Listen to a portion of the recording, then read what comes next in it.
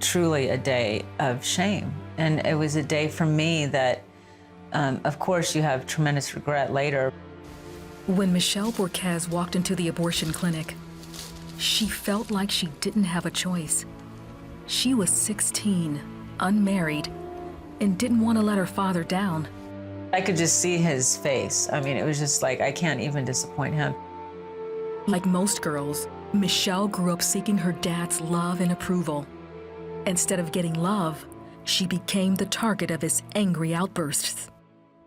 A boy had come over, and he was just a friend, but he had come over and he was standing at the front door. My dad came in, he was livid. He'd throw me against the wall and he'd be just out of control in his anger.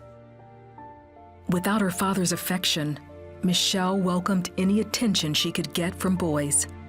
When she was 16, she went to a high school dance where she got drunk for the first time. Later, she went home with her date. I was very sick, very ill. I went and laid down in one of the rooms there, which I had no memory of. And that's where he came into the room and raped me. Michelle never told anyone about the rape. Soon after, she started dating another guy and became pregnant by him. That was when the fear of her father and the shame she was already living with led her to get an abortion.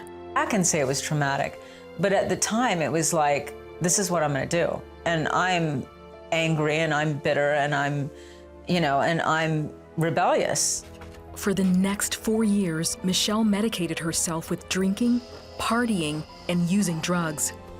During this time, her parents became Christians. They often prayed for her and also invited her to church. My mom said she would hear a sermon and she'd go, this is it. She's gonna hear that and she's gonna come to know Christ today.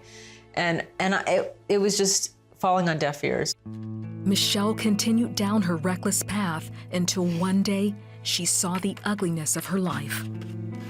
Once you've gone through drinking like that and partying like that, and then you come to a stop and you realize this is my life, the ugliness, the filth of it, it felt like I had dirt all over me. Michelle's heart began to soften and long for God's healing. One Sunday, she went to church with a Christian friend. While she was there, a song really touched her heart.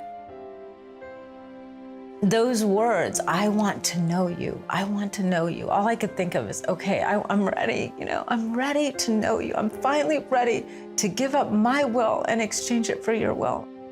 God said to me, if you choose today to follow me, I will give you life.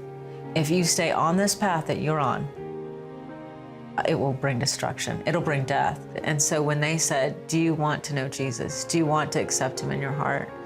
I said yes. And I said it and when I said it, it was radical. It was a radical change in my heart. And it was almost like, when they say you're blind, but now you see, it's like my whole vision suddenly opened up. Afterward, she went home and spent 1 week crying out to God. Then she asked him to forgive her. And he revealed the dark places of my heart. He began to open up my eyes to the selfishness that I had had. And I felt like there was so many people I just wanted to say sorry to. Out of everything I'd done that I needed to ask forgiveness for was the abortion. It was definitely the thing that I was carrying the most shame. I gave my whole life to him. I knew at that point that I had been forgiven of all my sins. Michelle grew strong in her faith and Christian walk. Soon, she married and later on had 4 kids. She thought she had the perfect life. But then, 13 years later, her husband divorced her. She tried to make sense of it. I remember going outside my home and screaming as loud as I could, why? Why? I don't understand why this has happened to me. Why am I here? And why am I alone in this situation? Michelle knew she needed to get help. So over the next 3 years, she sought the help of a counselor. That's when she realized she was still carrying around the shame from the rape and the abortion she had as a teen. And it wasn't until I was in counseling and I shared that with my mentor that he said to me, that's a lie. That's not true. And he said, let's pray. I want you to ask Jesus to show you. God showed Michelle a vision that totally transformed her life. And over this diamond was this just gushing of rivers of blood, just flowing over this diamond.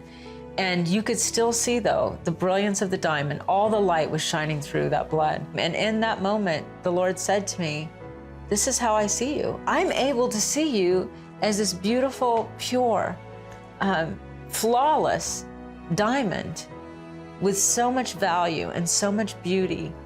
And I can see you like that simply because of the blood of Christ. And, you know, it changed me. Michelle says she began to see herself in a new way. The shame was removed in a moment. It changed the value that I had for myself. Just to realize his faithfulness and the fact that he is so much about restoration is an overwhelming thing for me. Today, Michelle is enjoying life with her new husband. She's a sought-after speaker and author who is passionate about telling others that God can truly make all things new. There is hope on the other side, and if you just keep pressing through and trusting him and believing, he will bring you out the other side.